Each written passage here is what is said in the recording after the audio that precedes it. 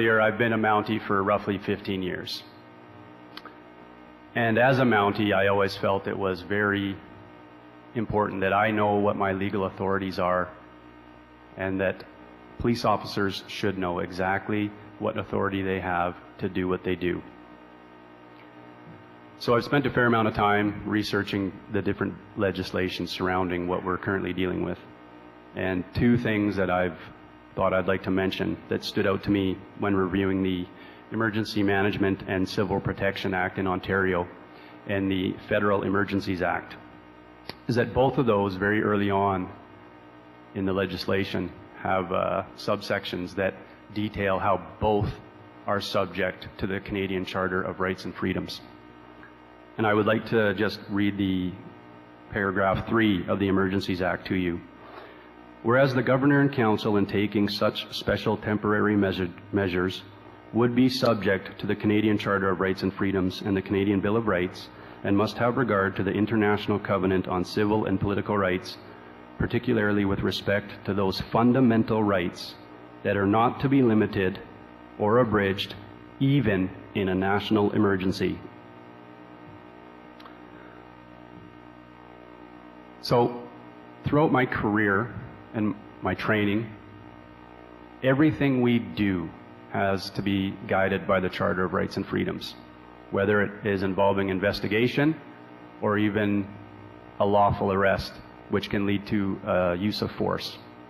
If we wander outside the boundaries of the Charter, we can lose a case, even a very serious one, such as a homicide, or we can get ourselves into some real trouble if we use force on someone and it's not justified under the Charter. The Charter guarantees our rights and freedoms, the most fundamental,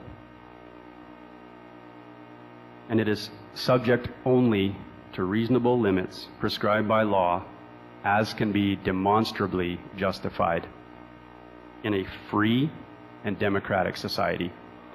I recently heard former Premier of Newfoundland, Brian Peckford, say very clearly that they have failed to demonstrably justify their infringements on our fundamental freedoms. The fundamental freedoms include conscience and religion, thought, belief, opinion, and expression, peaceful assembly and association. There's many, but I'll hit on the key ones that I think are germane to the current situation. Our mobility rights, where every citizen has the right to enter, remain in, and leave Canada. Our legal rights, everyone has the right to life, liberty, and security of person, and the right not to be deprived thereof, except in accordance with the principles of fundamental justice. Section 8, everyone has the right to be secure against unreasonable search or seizure. That's a big one in the police world.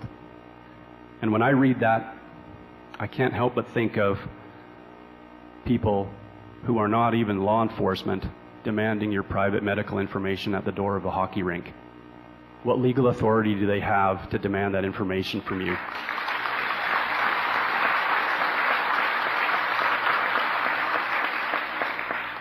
I certainly never had any training or direction in my law enforcement career that indicated to me that I had the right to demand that from someone. In fact, if I wanted to get medical information from a victim of a crime, I had to obtain written consent to deliver to the hospital. Or I had to obtain it by a warrant for a suspect who was potentially involved in a serious violent crime. And the criteria to obtain a DNA warrant, which I have done in my career, is extremely high, the criteria. And you have to follow very specific measures and steps in order to obtain the DNA lawfully so that the courts will accept it as admissible. Everyone has the right not to be arbitrarily detained or imprisoned. So when I read about the secure isolation facility in North Battleford, Saskatchewan, that was very concerning to me. Detailed about how it is meant for people who willfully do not abide by their quarantine when they are deemed contagious, but very little detail as to what criteria and who is making the decision about who is contagious. Is it someone who's actually sick and symptomatic, or is it someone who's completely asymptomatic with a positive test? I wasn't able to find that. Every individual is equal before and under the law.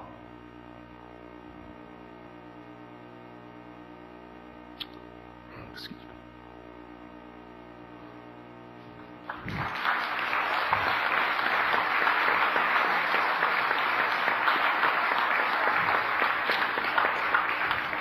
And has the right to equal protection and equal benefit of the law without discrimination. And finally, the most important in my mind is Section 52, where it clearly states that the Constitution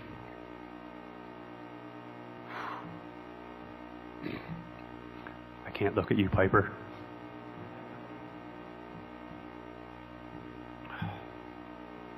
Is the supreme law of Canada. So I'd like to read my oath of office that I took 15 years ago.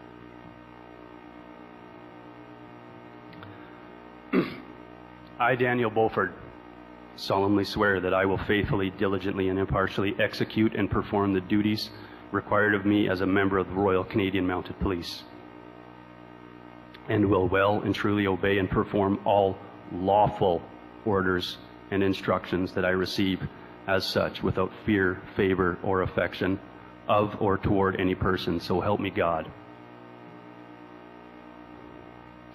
I cannot be compliant or complicit with federal policies and provincial regulations that I sincerely believe to be unlawful by every measure.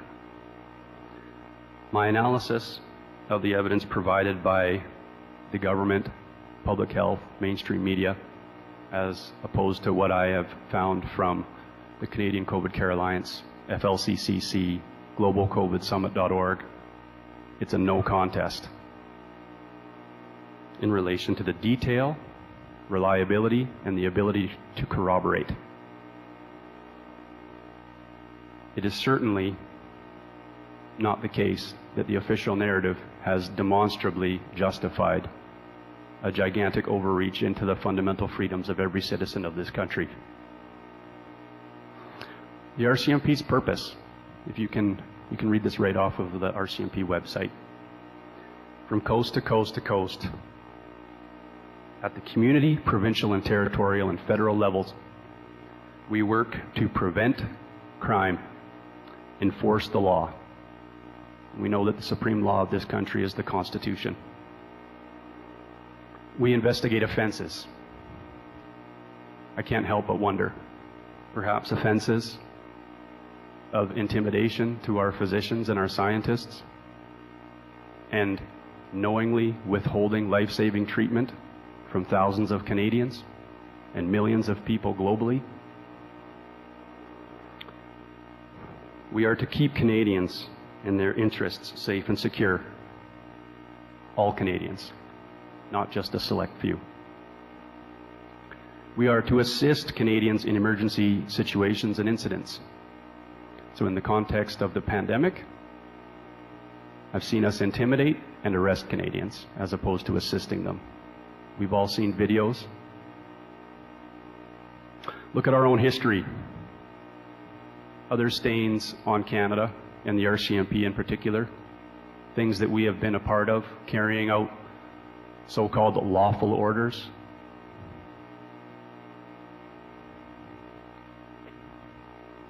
Orders to remove children from their homes to satisfy a government conformity initiative, or the registration and internment of Japanese Canadians during World War II. We're not immune to the stains of history. And I fear we may be repeating past mistakes.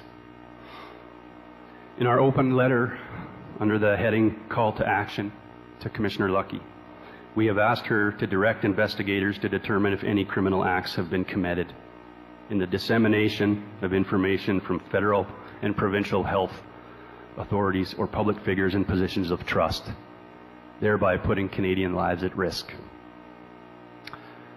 To expand on that, I'd like to talk to you about some key points that I recently reviewed from Commissioner Lucky's mandate letter that she received from Minister Goodale via the Prime Minister's office in Ottawa, May 7, 2018. Paragraph 1. The RCMP is responsible to keep Canadians safe and safeguard Canadians' rights and freedoms in an open, inclusive, and democratic society. Paragraph 2. Section 5, Sub 1 of the RCMP Act ensures the Commissioner has control and management of the RCMP and all matters connected to the force. And it's quoted, "I want to be clear. The Government of Canada recognizes and respects police independence of the RCMP in exercise of police powers in criminal investigations."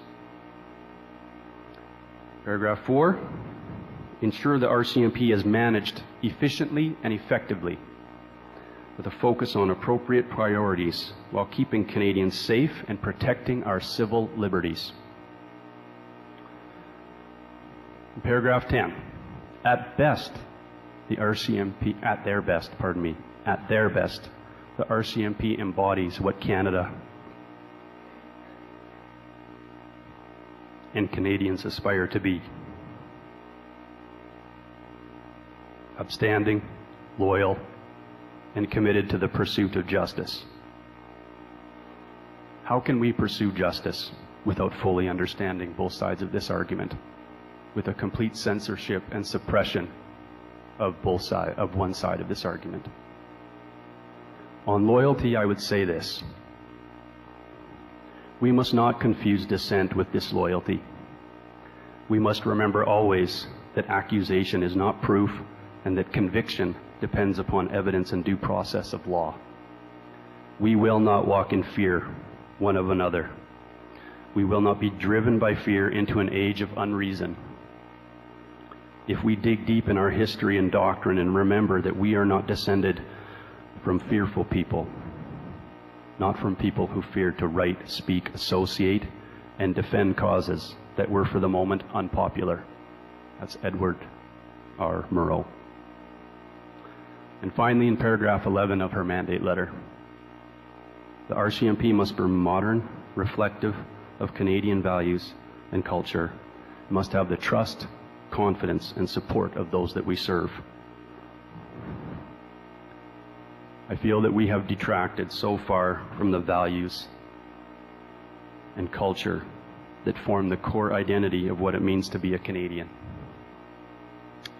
That belief in ourselves that we are a humble, welcoming, fair, and compassionate people. When I reflect on these past months, I even recognize that same failure in myself. We are divided, with both sides angry and fearful of each other, and how much worse this will get. Our language has been used to divide Canada into an us versus them mindset, the responsible versus the irresponsible, the anti-vaxxers versus the sheep. Horrible, hateful things have been said on both sides, and relationships have been damaged, perhaps beyond repair. We all have to own the role we have played in the degeneration of our society through compliance, silence, fear, anger, and resentment. We cannot continue to allow this decline toward a further divided, increasingly authoritarian state. We need to communicate honestly and courageously to make our perspective heard so that others may be given the opportunity to understand. If others have not sought out both sides of the argument, it's no wonder they think and believe what they do. It is time to be strong in mind and body and in character. It will require sacrifice and preparation. The sacrifice will be of the comfort and the security that can be found in remaining silent. It's difficult to have discussions with people who disagree on such a contentious issue. But that's a good place to start. Courage takes practice. If you're actively exercising peaceful noncompliance, go with a group if possible. There is strength in numbers. It will be hard and awkward and very uncomfortable at times. However, if we continue to allow this unchecked by our silence and compliance, then the failure to effect change is on our shoulders. We can live up to the anthem, the true north, strong and free. I have drawn my line in the sand. No more silence and compliance for me.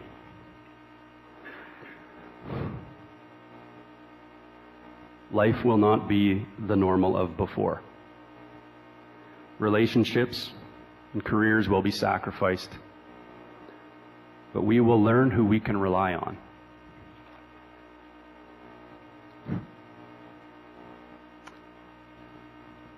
My mother-in-law, who's here tonight, or today,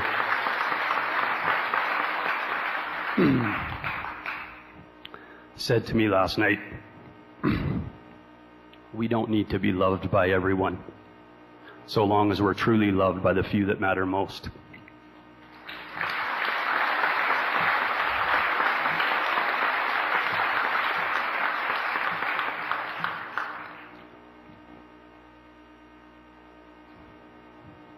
I get asked all the time why I'm doing this.